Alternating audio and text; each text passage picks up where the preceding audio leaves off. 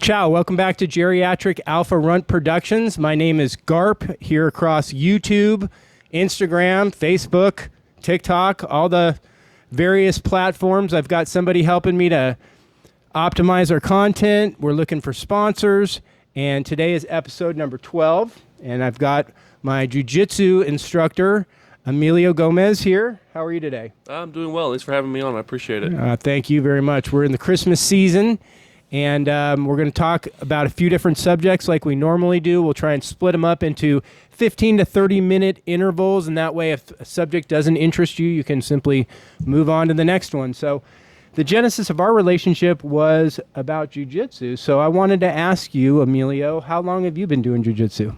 So I've been doing jiu-jitsu now, I think around starting my 7th year now, pretty close to 7 years now. Yeah. How old are you? 28. Okay, so you were about 20, 21, fairly young still, but I mean an adult. What started you? Did you see a jiu-jitsu gym or? So actually, I was working at a feed store where we loaded alfalfa, 90 to 120 pound bales in the back of trucks all day. Wow. Okay? And there was this kid who was about 110 pounds who worked with us, and he was just like, always running his mouth, talking. He did MMA, and he was always like, I can beat you up. And I was like, brother, you're 110 pounds. Like, I would pick you up and probably slam you, right? And he'd always say that stuff, and for months would go by. And then one day I kind of thought about it. I was like, okay, what if there's somebody who's like 200 pounds, 220 pounds, a little bit bigger? What if they did something? They could probably beat me up. And I was like, okay. And then I found a jiu-jitsu gym actually where I worked out at. They had the gym right inside the location. So I actually went and checked it out. And after that, man, I was kind of hooked. So that was your first experience in martial arts, or did you ever do any karate grgrowing up or anything as a kid? I did a couple months of Taekwondo. Okay. And I did not enjoy that. Mm-mm. Yeah, I want to be careful because I don't want to bash any other martial arts, but me being older, 55 years old, I grew up in the 70s and 80s, and we were the Karate Kid generation. So we all grew up, doing this, and there was kids in my elementary school who were black belts, and it was kind of a little bit, I don't even know what to call it. It just is a little bit more fake almost. You know what I mean? Where you've got 15-year-old black belts and it just was a lot of stuff that isn't as practical, I think, as jiu-jitsu. I mean, going into a jiu-jitsu practice, you really, get humbled and learn. How long was your white belt journey in jiu-jitsu? A decent amount. I think I was a white belt for almost 2.5 years, close to 3. And I trained quite a bit. I think it's just depending on your environment and the school you're at.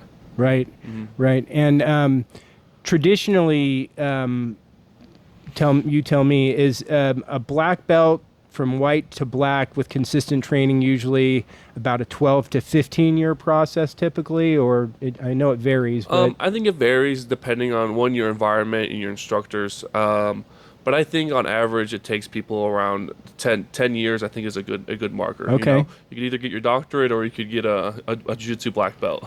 Yeah, there's been so much scuttlebutt as of late with this Derek Moneyberg guy getting it in 3.5 years, even though he was training for, he likes to keep pointing out that he's training for, 3 hours a day every day. And if you calculate the time, it equates to something different. Any opinions on a 3.5 year black belt? I mean, not really, but I guess when you have access to the best instructors in the world, it could make a difference, right? Yeah, it's funny because I admit that I want to not like, or, like I see Gordon on there and he's very doing a devoted act to this guy and stuff. And I mean, obviously he knows something about finances and doing that portion of it. So I try and keep an open mind, but he's just a little bit of a ridiculous looking guy and stuff. And he's wearing those socks. So it's a little hard to like quite understand.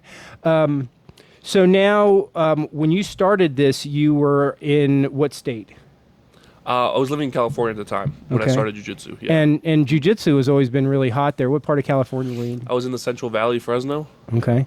And there was obviously Gracie gyms up there because isn't that where the Diaz brothers are and all that? They're in Stockton, so a little bit up north, more like by Sacramento and stuff. I trained at Pacific Martial Arts. Huh. So it was like a Dave Camarillo affiliate. Oh, okay. So yeah, super good gym. And then how long was it before you made it to Texas and found the Six Blades folks? Let's see. I was probably close to, I want to say, 5 years into jiu-jitsu. Pretty close to that. Yeah. So I was working security at a casino. I was a security supervisor at one of the casinos there in the Central Valley, and I wanted to do jiu-jitsu. I felt like there was more to life than just doing this. I would have made a good income and I would have been financially set, but I just felt like there was more that I could be doing with my life, and I know I wanted to pursue jiu-jitsu. So I actually came to Austin to visit for a week. I just took all the PTO I had and I just came out, visited, got a hotel, trained, see, okay, if I decide to move, what am I going to do? What's my plan? And I kind of got back, and one of my friends called me and said, "Hey, there's a construction job over here if you want one." I just moved to Austin. I was like, "Okay, I'll think about it." But I had texted the guy; he wasn't really responding to me, and I said, "Screw it." So I actually ended up just quitting. Probably about after a week, I actually just quit the job. I packed up all my stuff in the truck, and I just drove to Austin, and I figured it out from there. Wow, and so obviously it was the motivation was to come to Austin to train jiu-jitsu? Yeah, Because it's 100%. the hotbed for jiu-jitsu right now, in case you're out there and you don't know. In fact, up there near headquarters, there's like 4 or 5 of the top gyms, right? Yeah. I mean, there's a Gracie up there, obviously the Six Blades headquarters.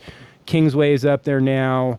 I want to say there's like what else is up there? The Brazilian top team or something is up there. Five Factory thing is up there. Yeah, Okay, yeah. there's like 4 or 5 of them right within 2 blocks of each other, so it's definitely the hotbed. So Shanji came here, I guess, in about 2020 during the pandemic because of the closures in California and whatnot. So when you made it out here, what year are we talking roughly? Let's see, 2020, was it been 2024? Or 2023. 2023 is when I made it out here because I've been here almost 3 years And now. do you remember, obviously, at that time you were still a blue belt or what? I was still a blue belt, so I actually got my purple belt from Victor and Steve. Yeah, Great. so I was still a blue belt at the time. And when you decided to train at Six Blades, did you just do a stop-in, or did you know Victor, or how did you end up at Six Blades? So it's a kind of funny story. So I was actually training at John's downtown, but at the time I was driving like really far. I was driving from Marble Falls. Oh, wow. So I would work construction all day, and then luckily for me, there was a shower at the shop. So as soon as I was done with construction, I would shower, and I would go straight to the gym, and then at night I would go back home. So it's Wow. like That's a big commitment. pretty far drive. So by the time I'd get home, it'd be like 11 o'clock, wake up. Oh, my and then, goodness. you gotta wake up early to Wow. start building stuff, right? Right. But it just got to the point where I was like, man, I don't know how much more I can handle of this. So I ended up moving closer to Lakeway. And then I was like, this is still tough for me to get to the gym. And I was like, oh, Victor Hugo has a gym right here. Let me try to go to that gym. Well, there was no phone number on the website. So for like a month, I was like trying to look for the phone number, refusing to like fill out their form that they have. You know how they have that Okay. opt-in form? I refused for like a month. And then finally I'm like, you know what? I'll just fill it out. So I filled it out. And sure enough, I mean, literally 30 seconds after I filled out the form, Arash calls me. No kidding. Like immediately, hey, you interested in a free trial class? I'm like, yeah, sure. And I show up, and that's how I got with Six Blades. And so now you're actually a coach at Six Blades. How long were you at Six Blades before you made a transition over to coach? Let's see. It was probably around a year marker. 8 months, I think, is 7 or 8 months is when I probably started assisting with the kids program, and then started my way into starting like teaching one class and going from there. Did they ask you, or did you ask them to like start that journey of coaching? I think Steve and I, if I remember right, Steve and I had a little bit of conversation one day where he was like, hey, you ever interested in like, doing jiu-jitsu, teaching jiu-jitsu? And I kind of told him, well, that's what I want to do like full time, is I want to do jiu-jitsu full time. And we had that talk, and at the time I was still working construction. And this is probably one of the key moments in my life that I don't think I'll ever forget is we had just got done doing some really hard rounds or something, and we were done, and Steve kind of looked at me, and he just was like, hey, when are you going to quit your job and stop being miserable? And he kind of looked, he just said it and walked away. And I kind of sat there, and I was like, dang, that kind of stung. And then probably the next day, it had to be the next day or two, Victor comes up to me, hey man, I'm really proud of you that you've committed. I know you work a lot. You're training once or twice a week. You really committed that time. And I was like, oh, I felt my stomach turn when he told me that, because I was like, man, you literally packed up your stuff. You drove all the way out here, and you're only training once or twice a week. Like, what are you gonna do? So, like, any other thing I did, I decided 2 days later to go into my job and quit and figure it out from there. Great. And I mean, now that you've been coaching at Six Blades, it seems like there's opportunities for people to potentially franchise and have their own gym or something. Is that something that interests you? I mean, will you ever maybe try and have your own branch of Six Blades? Or I mean, that's obviously, I don't think ever out of the question. I don't think personally for me, owning a school is something I'm very interested in. Okay. But I think for sure what I'm more interested in is helping other people grow in the jiu-jitsu industry. I get a lot of pleasure out of seeing fixing problems, finding problems, and how do we fix these problems to make somebody successful, whether it be personal or on the business related end. I've had so much enjoyment and so much growth in that aspect of it that, I mean, I'm honestly hooked on that. So I can assume that you've always been big in stature. Did that, going into jiu-jitsu, did that have any, I'm just kind of interested in your perspective, because I'm a smaller guy, and there's a whole, slew of things that you deal with when you're a smaller guy. So, I mean, I can imagine being a bigger guy, you're dealing with a slew of issues on a different side. Is that true? Or? Yeah, for sure. I mean, I think my biggest problem at first was not understanding why people didn't want to roll with me. And now that I'm done jiu-jitsu more, I know it's like, well, it's because you're crazy, Emilio. Like, when I was a white belt, the last thing I had done similar to this would have been wrestling, right? So I just thought, hey, this is like wrestling. I'm going to wrestle, get on top, and I'm going to hold you down and squeeze you, right? Obviously, that's not very good to roll with somebody who's 100 pounds lighter than me, right? Sure. You don't make very many friends like that. So one thing I learned early on was, hey, I can work on my defense. I can work from off my back. So I would say probably the first three years of my jiu-jitsu started me in side control, letting people start in mount, letting people start in side control, and working my way out every day from some sort of bad position. And I guess in my head, my reward was, if I can get on top, then, hey, I'm going to start working, right? But I've given you the opportunity to start on top of me, and you can kind of work whatever game you want. Being 55 and 165 pounds, it's not very often that I, quote unquote, let people work. Obviously, if I'm with a female or maybe someone younger, I will actually be in a position to let them work, but it's not something that is regular where I'm better than someone and I'm letting them work, whereas you being bigger and a higher belt, you're constantly in that position. So, I mean, I'm just thinking from outside my own perspective, that must be difficult sometimes, because, I mean, yeah, maybe someone like me who's not big enough to really put it on you, but there's probably people who are able to really try hard and put you in those, and you're constantly like not trying to be the bully, but yet you're not wanting to get choked out either, right? So it's must be, I mean, that's a thing unto itself, I can imagine, right? Is straddling that line of being a good partner and also not being a whipping dummy.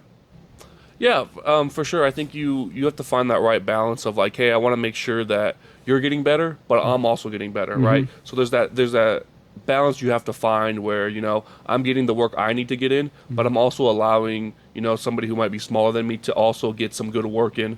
So it's an equal return in that end. Does that make sense? Absolutely. Have you heard of the Boyd belt system before by chance? I have not. Okay. It's just this like little program where somebody invented that for every 10 years that you give up to someone, it's quote unquote supposed to mean a belt. And every 20 pounds that you give up to someone, quote unquote, would mean a belt. So for instance, like, if I was rolling with somebody who was 45 and I'm 55, that's technically like a bump for them and a belt. If they weigh 185 pounds and I weigh 165 pounds, technically that's a bump of a belt. And that's supposed to help you to justify like the reality of weight classes and age. So I mean, the reason I bring it up is because it actually does help me to just justify getting beat a lot. Weight classes are real. Obviously, jiu-jitsu is supposed to help you to equal that out. But I mean, how do you feel about that? Do you think that that's a reality thing, or? Yeah, I think when training jiu-jitsu, we have to kind of change our mindset a little bit. I try not to compare myself to anybody else, and I try to say, hey, how can I get a small win every single day? Obviously, like rolling with Victor, Shanji, Philippe, like those guys, it's super hard to get any wins, right? Those guys are so good. But hey, did I do one good thing? Did I get one grip on him? Hey, that's a win. Did I annoy him a little bit? Like, so I try to look for these small wins, and those small wins over time start to build slowly, right? So I think kind of maybe changing the mindset of the way you approach training could be super beneficial. Yeah, absolutely. How about competing? I know that you've done competitions because I've watched you. What's on tap for 2026 for you? For 2026, I'm signed up for Europeans in the gi. Oh, wow. So that'll be in Lisbon. So this year, I want to make sure I hit all the gi majors. Okay, so I'm really focused on trying to hit all the gi majors and trying to go from there. But as far as competition's never been something I've been huge about. But I think now I'm starting to like, hey, let's pick up the pace a little bit and start putting it out there a little more. So there's quote unquote really only one world, right? There's a world no gi and there's a world gi, and that's in Las Vegas. But isn't like the Brasileiro in Brazil and then like the ADCC also considered world championships, or no? Yeah, the ADCC one for sure is a world championship on its own. If you're able to get into there and win that, that's really You call yourself a world champion? Yeah, that's really impressive for sure. If anybody who wins that's super impressive. Brasileiros is like a really big tournament as well. I would say that's like I had one of the top 4 majors there with Pans and Pans was the one I was thinking Pans, of. Okay. Europeans, and Worlds. So those are kind of the 4 things that you really want to win, or 5 things that you're really looking to win in jiu-jitsu for sure. Pan stands for what? Pan American. Pan America. And is that in America? Obviously. Yes, I believe this year they usually have it in like Orlando. Okay. For the gi, somewhere around there. So I remembered, I want to say it was this year in 2025, you podiumed at one of the major events. Was that right? Was that this year or? No, that was in, not this last year. It was 24, I believe, at Purple Belt. Okay. I got 3rd place at Worlds, yeah. And that was, I mean, gosh, when you're competing at your age, at your level, there was probably like 20 people in that bracket or something, right? How many matches did you have to fight in that tournament? 1, 2, 3. I think there would have been 4 total to get to win it all. Okay. So when you're bigger, there's not as many, but I want to say there was around 20 something. Okay. Four fights is still a lot. I mean, that's like, especially if it's in one day. I don't know if they were splitting those up over these bigger tournaments, but that's a lot, especially if it's like 10-minute rounds and stuff. I mean, you got to be in some decent shape to do 40 minutes of wrestling. Yeah, I believe it was. I think it's around 6 or 7 minutes, something like that. So, what do you find to be your game in jiu-jitsu, if you don't mind sharing? I don't know if you feel like you're maybe divulging something to a competitor possibly or something, but like for me personally, I really like to go to the collar chokes.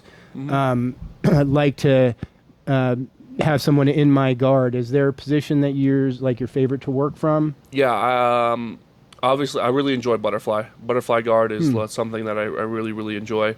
That and half guard. I think half guard, top half, bottom half. I really love those positions of like in close, kind of smashing positions. I really enjoy those for sure. Do you have a favorite submission sequence or submission you like a lot? Let's see. I wouldn't say nothing crazy. I think probably arm bars are probably one of my favorite submissions. Okay, great.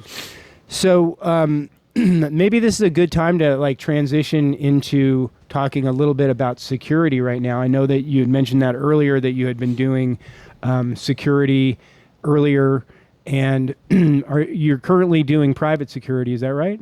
Yeah. Do you mind telling us about that a little bit? Or? Yeah. So I work for a boxing organization, and we work with a lot of professional boxers.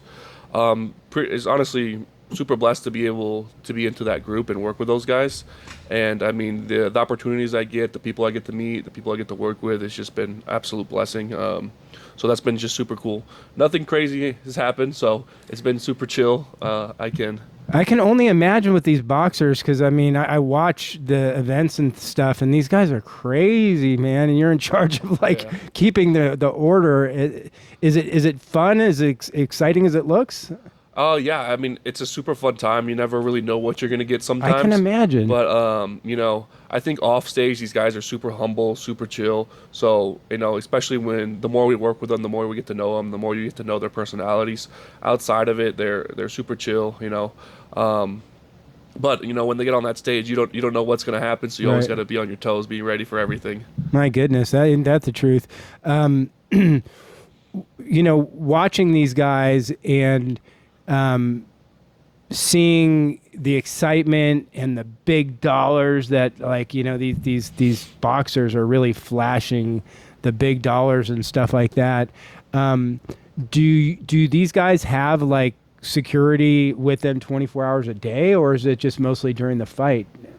So personally for us, we're usually just with them during like fighting events and during that week, right? Some of these guys have security with them. I mean, I would assume most of the time, depending on what they're doing, especially if they're traveling and stuff, they have their own personal security that we also like work with whenever they come to the events and things like that. So they're obviously paying for big bodies and things like that. I mean, can we assume that there is police officers all in those areas that have guns and stuff too? Or, I mean, you guys obviously aren't carrying guns, are you? No, it just depends on the events and the kind of the environment we're on, depending on the scale of the fight, there usually is like, depending on, again, the scale, we will be like police officers, we'll work with them and things like that. Okay. And you guys just collaborate with them and do stuff. All right. Super interesting. Any big events on the horizon for you as far as something exciting? No, not too far. I don't think our schedules came out yet. I mean, I don't think we'll find out until probably the 1st that we'll start to know what the big fights are coming up. I think Telfimo and Shakur just signed to fight, so that'll be a really big one, really good fight. Any feeling about the Jake Paul Anthony Joshua fight coming up? No, I mean, I got a funny feeling that it's not going to turn out like everybody wants it to turn out. And I'm not saying it's fixed. It is an exhibition, mind you. So you never know what's going to happen. But, man, I just got this feeling that Jake's going to box with him and he's going to put on a better performance than people think. Now, look, he might get knocked out brutally. I mean, he should by all rational thought process. But, I mean, styles do make fights. So it's going to be interesting. I think that Jake definitely has like crossed the line now of being a YouTuber and becoming a real fighter. How about you? Yeah, for sure. I think obviously I think his skills have improved a lot, especially if you're going to put the time in and the effort in. You're going to get there, right? Now, I think as far as fighting somebody who's 100 pounds bigger than you, that's going to be a tough ask for anybody. So we'll see how good his jab is, right? The crazy part is that the fight that got canceled against Tank, it was like the opposite, where he was going in as the big weight overdog, and now he's fighting the opposite of somebody who's much larger than him. So I do got to put a little respect on that, because I think that it's a crazy fight for him to take, and that's why I reserve the right to think that something might be in play. Maybe if it even turns out that he just stays away and boxes and Anthony Joshua doesn't go after him super hard. We'll have to see. That'll be really interesting. As far as boxers go, do you have a top 5 list of, like, not necessarily your favorite boxers, but who do you think the top 5 boxers are of all time? Because it's such a subjective list if you're a boxing fan. Yeah, I mean, I don't know much about like the older generation of boxers other than like Mike Tyson, like Sugar and those guys. So I would have to put at least Mike in there, and then probably some of the new guys that I like to work with that I think are unbelievable to watch, like Bam, Diego Pacheco is really good, Devin Haney, Telfimo, Shakur. Like these guys are just unbelievable to be able to watch up close and personal. So I think I get a little bit different viewpoint on those new generation guys. Yep. So obviously Mayweather's going to always be up there. It'll be interesting to see if he does anything else with his career right now. I was hearing that he wanted to have one more legitimate fight. Had you heard that at all? Nothing. It would be interesting to see because, I mean, technically he has a 50-0 record, which is better than Rocky Marciano's 49-0 record. And, of course, Rocky was a heavyweight, so they're not quite apples to apples. But, you know, it's kind of hard to deny Floyd his due also, as much as maybe he's not a super likable guy. Yeah, I mean, if you're 50-0, you're 50-0, right? Right. You got in the ring 50 times and no one could beat you. I think that speaks for itself right there. Yeah, even if he's not knocking everybody Yeah. out. I mean, you know, he has knocked guys out. Talk about MMA for a sec. Some big fights coming up in 2026. Obviously, this White House card fight. Card's going to be really big. Talking about, you know, getting John Jones on there. They're even saying that Francis will be free from his contract, although Dana doesn't want anything to do with Francis. I would really love to see Francis and John still fight.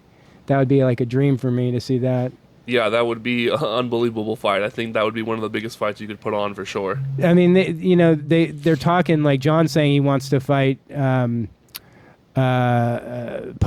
but I mean, sure, that'd be a good fight. I just don't think Alex Pereira is made it to the level of heavyweight superhero. You know, he's definitely a big name. He's in that conversation for being one of the best ever, but he just needs to fight a heavyweight fight or two before he gets that super big fight. Any fan favorites for you in MMA right now, guys to watch, or anyone that any fan favorites? I won't say right now. I mean, I haven't really stuck with it too much, but Alex Pereira is probably one of the guys I look forward to watch the fight. I mean, he's super excited to watch. Trying to think of what... You know, it's funny. I'm actually, for the first time, looking forward to a women's fight, and that being Kayla Harrison and, of course, Amanda Nunes.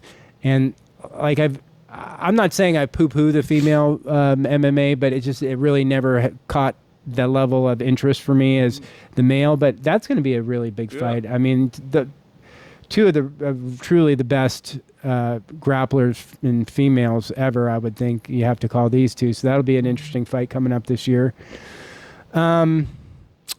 Anything outside of that? I guess we're kind of getting down to the gritty on MMA and the jiu-jitsu stuff.